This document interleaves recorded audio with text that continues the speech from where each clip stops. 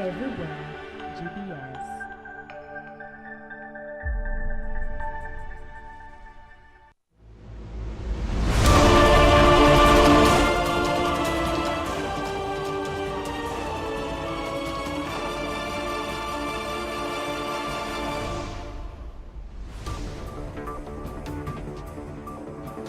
A very good afternoon. It is 1 p.m. here in Kenya's capital, Nairobi, and you are just in time for The Ambassador, where we debunk global diplomacy and geopolitics. I am your ambassador, Susan Nganga. To our first story, President William Ruto and President Emmanuel Macron of France participated in a panel discussion titled A Paradigm Shift for Country-Led Solution to the Challenges of Our Time during the 4th International Conference on Financing for Development held in Spain. At this United Nations Global Summit, President Ruto advocated for stronger multilateralism to address complex global challenges such as poverty, inequality, economic instability, climate change, and biodiversity loss. He co-chaired high-level sessions and held bilateral talks with key leaders, including Macron. The discussions focused on enhancing cooperation in areas like clean energy, youth empowerment, and climate resilience.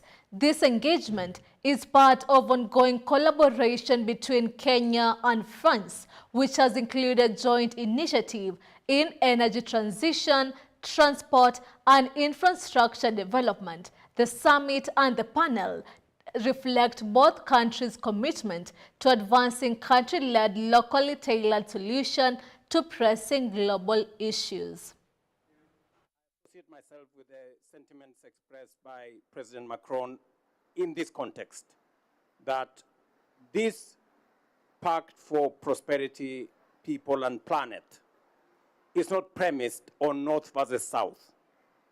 It is not premised on prejudices that exist and driven by narratives that we all know.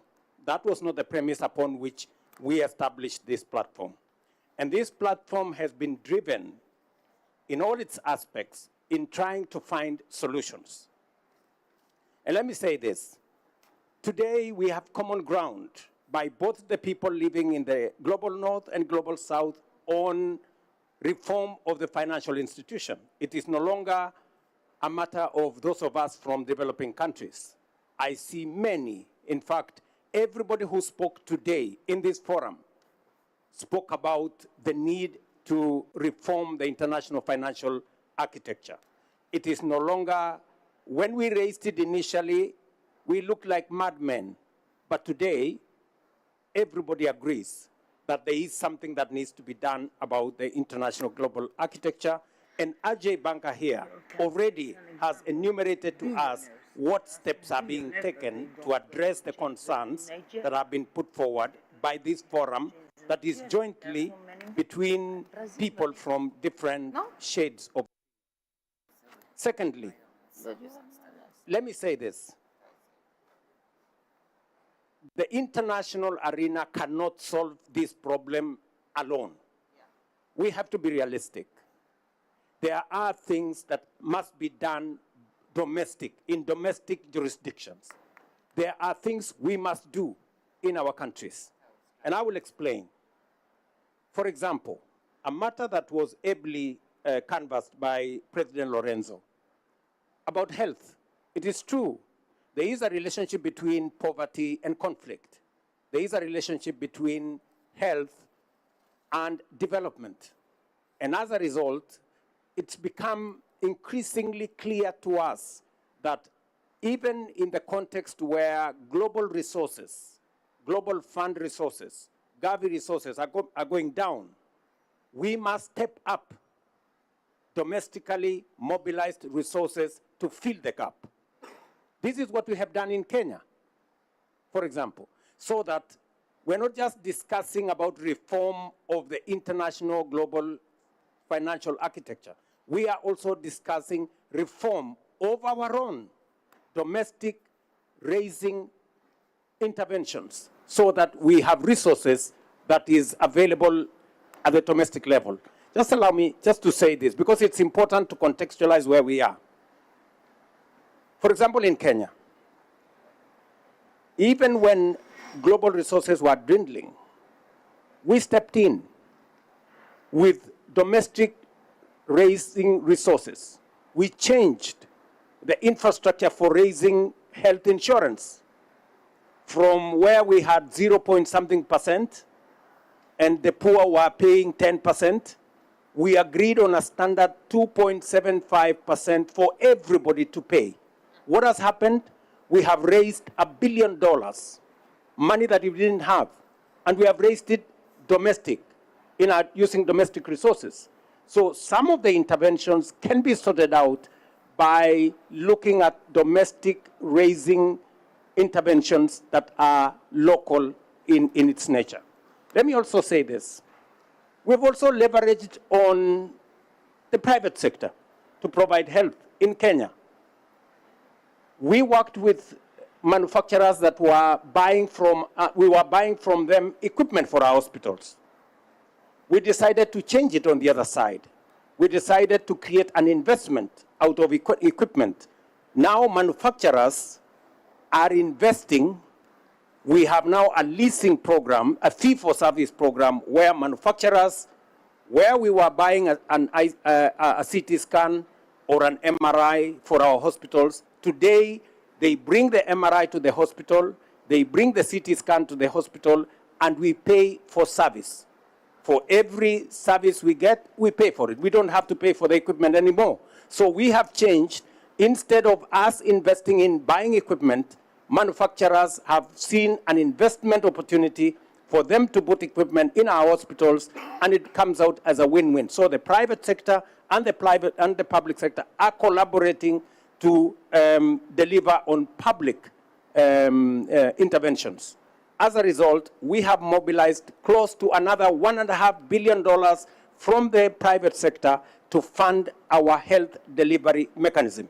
So there is what can be done globally, and we are all in for making sure that there is proper interventions in making sure the international financial architecture have proper representation and voice from our continent, but also we will step up as countries on local solutions, because we cannot wholly depend on external solutions to meet the challenges that face us, whether they are financial or they are public in nature. So this is and this is why the 4P also talks about country-led ownership of priorities and interventions. So I think we are well on course on this, and I'm very clear that we are headed in the right direction, and that is why we have 73 countries who have joined us, because we are not discussing narratives, we are not discussing pointing fingers. This is not about south or north, this is about solutions that work for all countries.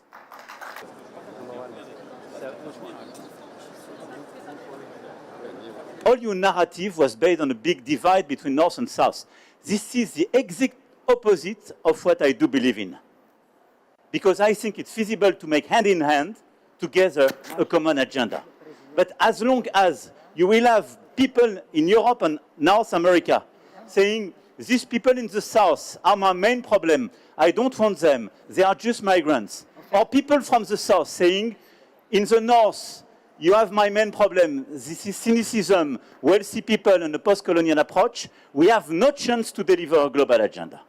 And I don't see 1 second, based on your narrative and your paradigm, how we can deliver a common agenda. There is no chance to do so. The unique chance to do so is to work together with respect, refusing the oversimplification of the different parts of the world, because guess what? In South America, you have wonderful leaders, wonderful society, and the same in the North.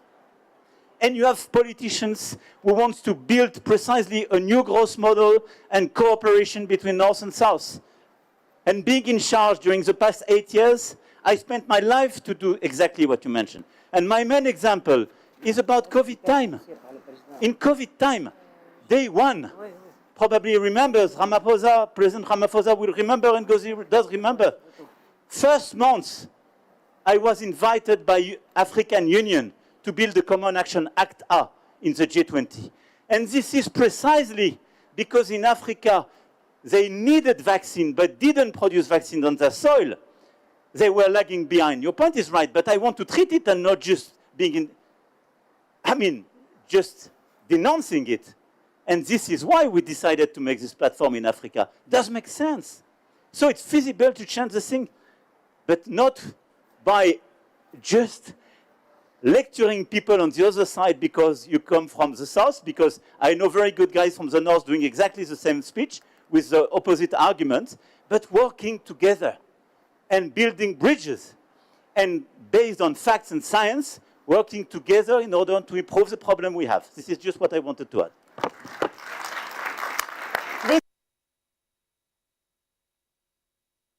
Interesting conversations going on there in Spain. You'll keep him updated on that story as it develops. Now we shift the focus to Nigeria, where there is a shakeup in Nigeria's opposition ahead of the 2027 presidential race. Former candidate Peter Obi has confirmed his running, but ruled out any possibility of a joint ticket with Atiku Abubakar. Both men are leading voices in the new All-Democratic Alliance formed to challenge President Tinubu. But with cracks already showing, this latest development raises serious questions about the coalition's unity and its chances at the poll. Here's more on that report. Former presidential candidate Peter Obi has officially confirmed he'll run in Nigeria's 2027 presidential election while rejecting a joint ticket with fellow opposition leader Atiku Abubakar. Obi stressed the need for unity and consultation, but made it clear he won't accept the role of vice president. Both Obi and Abubakar are key figures in the All-Democratic Alliance ADA, a new coalition formed to unite opposition parties like the Labour Party and People's Democratic Party PDP against President Tinubu. But the ADA has been plagued by internal disagreements, and Obi stands now adds to growing doubts about the alliance cohesion. Political analysts say personal ambition is driving the coalition more than shared vision. Without a clear unified candidate, the ADA's chances in 2027 and its very survival are increasingly in question. Elvin Muyodi, GBS News. We now shift the focus to the Russian-Ukraine war, where a Ukraine F-16 fighter pilot died in a crash while repelling a Russian air attack that involved hundreds of drones, cruise and ballistic missiles, authorities said on Sunday, as Moscow intensified nighttime air barrages in the fourth year of war. President Zelensky praised the pilot and bestowed upon him the title of Hero of Ukraine, the country's highest decoration. A Ukrainian F-16 fighter pilot died while defending the country from a large Russian air assault overnight. The attack included hundreds of drones, cruise missiles, and ballistic missiles. In Kyiv, families took shelter in metro stations as air raid silence blurred. Loud explosions and machine gun fire were reported across the capital and in Lviv, a western city that is usually calmer. Russia has stepped up these night attacks recently, causing heavy damage and civilian casualties. The Ukrainian Air Force said that the pilot tried to steer his jet away from a village to avoid more death but did not have time to eject safely. Ukraine has not disclosed how many F-16 jets it has, but they are a key part of its air defenses. This is the third F-16 Ukraine has lost since starting to use the US-made planes last year. President Volodymyr Zelensky called for more help from Western allies to strengthen Ukraine's air defenses. So far, under President Donald Trump, the US has not approved new military aid. However, Trump said he is considering Ukraine's request for more Patriot missile batteries after meeting Zelensky at a NATO summit. Reporting for GBS TV, I'm Paul Elmine.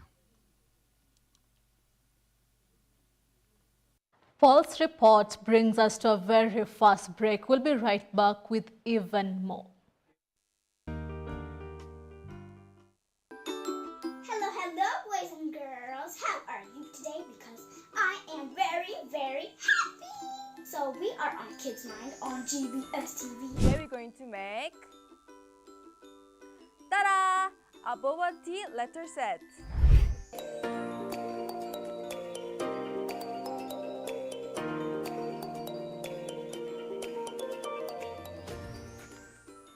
We are moving to singing class. Skinamarinky dinky ding, skinamarinky doo.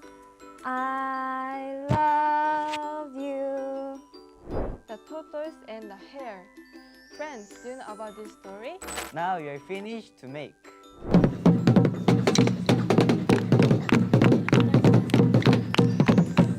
Enjoy yourselves, everybody.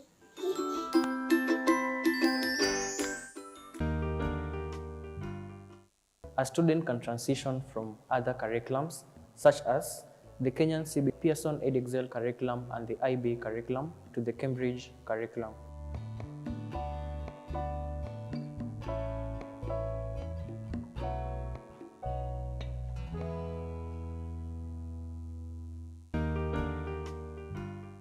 Hello, my name is Nyabio. I'm from Mahanim. Call this school a good school because the second my mom saw it, she saw it was Christian-based.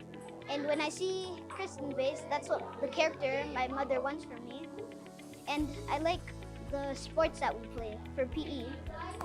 Like sometimes we play table tennis, we can play football, we match, and on Fridays we have games. And we verse the teachers in football. And this is why I think the school is the best school your children can go to.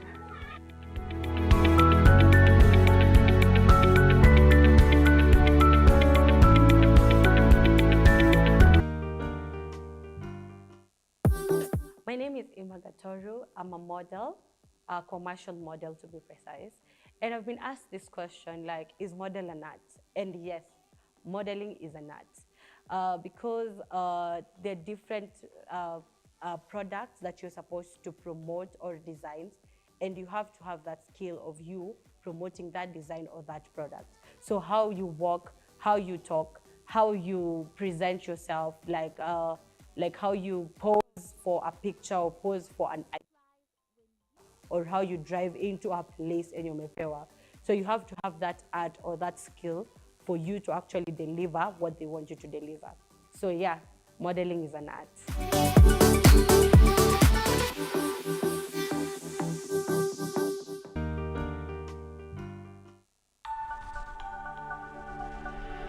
Everywhere, GBS. Welcome back to the bulletin. Now on to the Israel-Gaza war.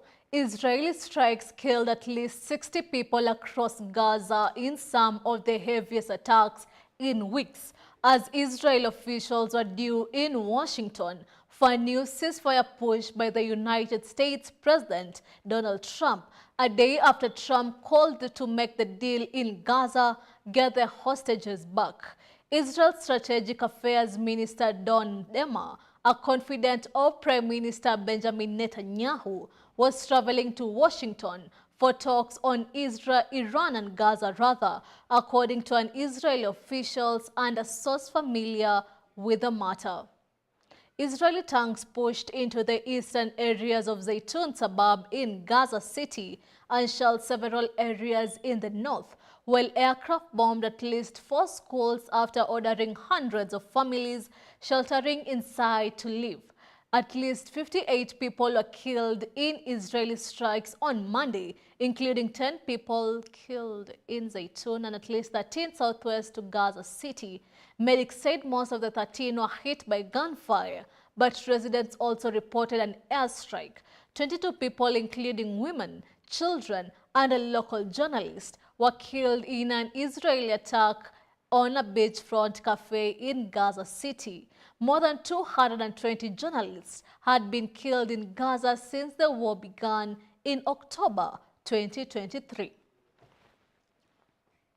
Speaks frequently, as you know, to Prime Minister Netanyahu, but this has been a priority for the president since he took office, to end this brutal war in Gaza. It is because of this president that humanitarian aid is being brought into the region.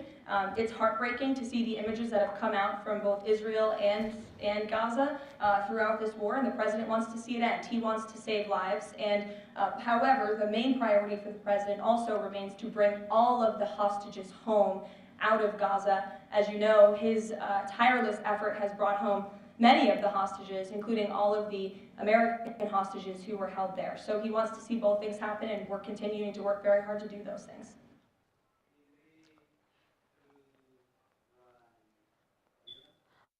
On Pope Leo XIV has imposed palliums on archbishops, a tradition last proposed in Rome in 2014 by late Pope Francis. The ceremony was carried out at St. Peter's Basilica Square. The Pope also held a mass for the Ukrainian nation, which is facing war from Russian nation. Vatican City of Rome, Italy. Pope Leo XVI has resumed the imposition of the palliums of archbishops in public, a decade since the ritual was performed at the Vatican. The late Pope Francis changed it in 2015. Since then, palliums have been blessed in Rome, but were imposed locally. The yearly ceremony is practiced on the 29th of June during the Mass of St. Peter's and St. Paul's. The band given to the bishops is made of wool, symbolizing the image of the sheep in the church. Meanwhile, the Catholic Pontiff welcomed about 4,000 Ukrainians from across the world. At the St. Peter's Basilica Square in the Jubilee celebration, the Pope prayed for the Ukrainian nation over the Russian invasion of Ukraine. La fede del vostro popolo ora è messa a dura prova. Molti di voi, da quando è iniziata la guerra, sicuramente si sono chiesti: Signore, perché tutto questo? Dove sei? Che cosa dobbiamo fare per salvare le nostre famiglie, le nostre case e la nostra patria? Credere non significa avere già tutte le risposte, ma confidare che Dio è con noi e ci dona la sua grazia, che Egli pronuncerà l'ultima parola e la vita vincerà contro la morte. Desidero esprimere la mia vicinanza alla martoriata Ucraina, ai bambini, ai giovani, agli anziani e in modo particolare alle famiglie che piangono i propri cari. Condivido il vostro dolore per i prigionieri e le vittime di questa guerra insensata. Victor Ding, the ambassador. Well, on to the sports news. History is about to be made in the NBA. Basketball superstar LeBron James is coming back for his 23rd season, the most ever played by anyone in the league. He's staying with Los Angeles Lakers for another year in a deal worth over $52 million. Our very own sports reporter Glenn Mugai has more on the same. LeBron James just keeps going. The 40-year-old NBA legend has chosen to stay with the Lakers, taking a big contract that will keep him on the court through April 2026. It's the biggest salary of his long and successful career. James first joined the Lakers in 2018 and helped them win a championship that same year. Now he's back in training after recovering from a knee injury. Last year's season, he made history by playing alongside his son, Bronny James, the first time a father and a son have played together in the NBA. With this new season, LeBron could soon break another record. Most games played in the NBA history. He's only 49 games away. As long as he stays healthy, he'll add that to his long list of achievements. Reporting for GBS, I'm Klein Mungai.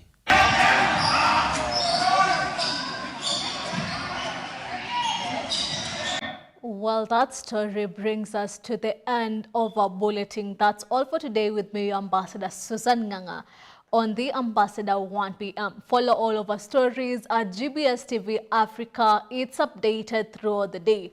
Here is where we debunk global diplomacy and geopolitics. See you next time.